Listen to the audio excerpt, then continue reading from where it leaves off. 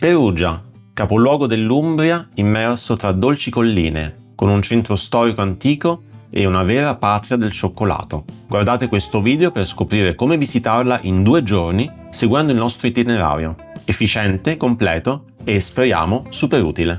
Giorno 1. Arriviamo nel primo pomeriggio. Per raggiungere il centro è praticamente impossibile non passare sotto le vestigia della Rocca Paolina. Usciamo dal sottopassaggio e arriviamo ai Giardini Carducci. Da qui si vede Perugia a colpo d'occhio, con le colline sullo sfondo. Fermiamoci un attimo, è uno dei panorami più belli per iniziare la visita. Poi tiriamo dritto verso il centro. Corso Vannucci è la via principale, non potete evitarla. Tra negozi, locali e anche un'ex chiesa sconsacrata oggi trasformata in appartamenti, arriviamo alla grande piazza 4 novembre. Qui troviamo uno dei simboli di Perugia, la fontana maggiore, circolare, risalente al 200 e capolavoro di ingegneria idraulica dell'epoca. Vale la pena avvicinarsi e osservare i pannelli, ci sono figure, simboli, zodiaco e stagioni. Davanti a noi c'è il Palazzo dei Priori, che ospita la Galleria Nazionale dell'Umbria. Entriamo. Paghiamo il biglietto, 12 euro a testa, non proprio economico. All'interno vediamo una mostra di un artista contemporaneo, il Paladino, e diverse opere tra arte medievale e moderna.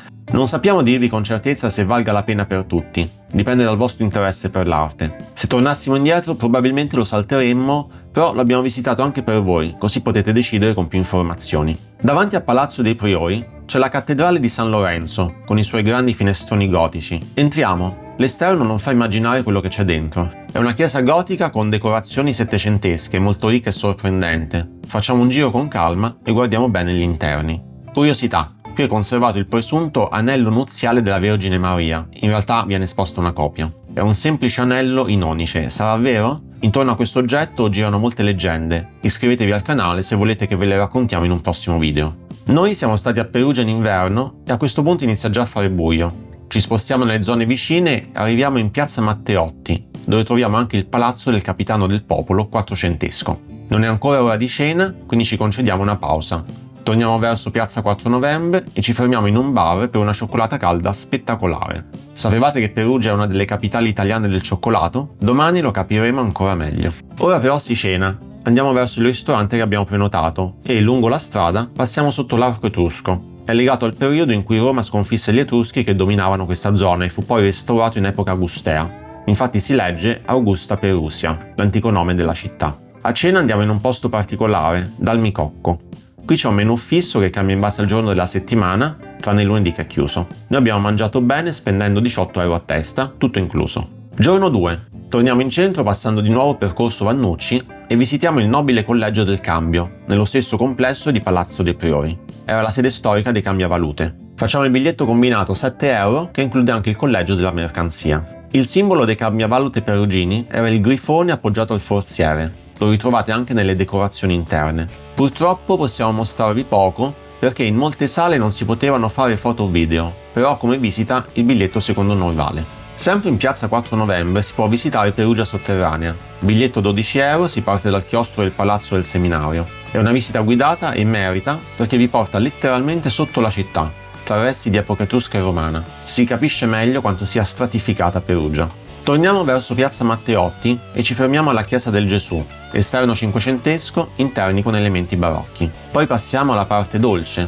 la città del cioccolato. La visita è interessante, ma il biglietto da 16 euro ci è sembrato un po' caro, anche considerando i 2 cioccolatini che danno all'ingresso. Il museo racconta la storia del cioccolato e la sua diffusione in Europa, e c'è anche uno shop, ma non abbiamo comprato nulla. Ora ci spostiamo un po' fuori, conviene prendere la macchina. Arriviamo con una luce bellissima che fa vibrare colori e forme alla chiesa di San Michele Arcangelo. È a pianta circolare ed è antichissima, risale al V secolo. L'interno oggi è piuttosto spoglio anche perché in passato fu usata come roccaforte militare, ma si intravedono ancora alcuni affreschi. È un luogo davvero suggestivo. Sempre in macchina arriviamo all'oratorio di San Bernardino, che ammiriamo dall'esterno, bellissimo con colori e decorazioni notevoli. Poi raggiungiamo l'abbazia di San Pietro con la sua basilica.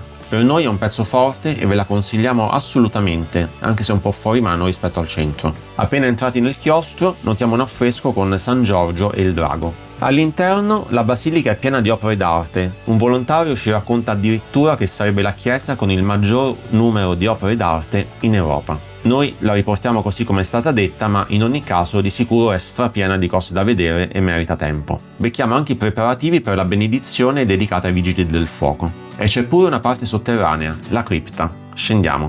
Il complesso ospita anche aule del Dipartimento di Agraria dell'Università, forse per questo che c'è un bel giardino botanico con diverse piante.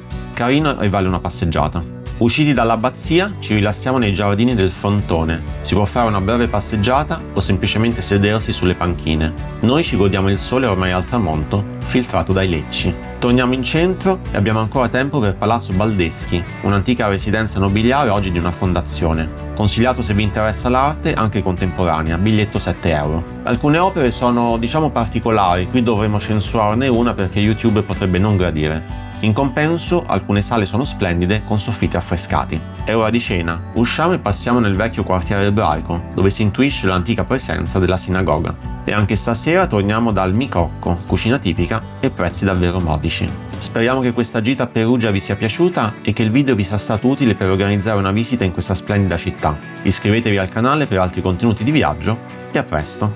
Ciao!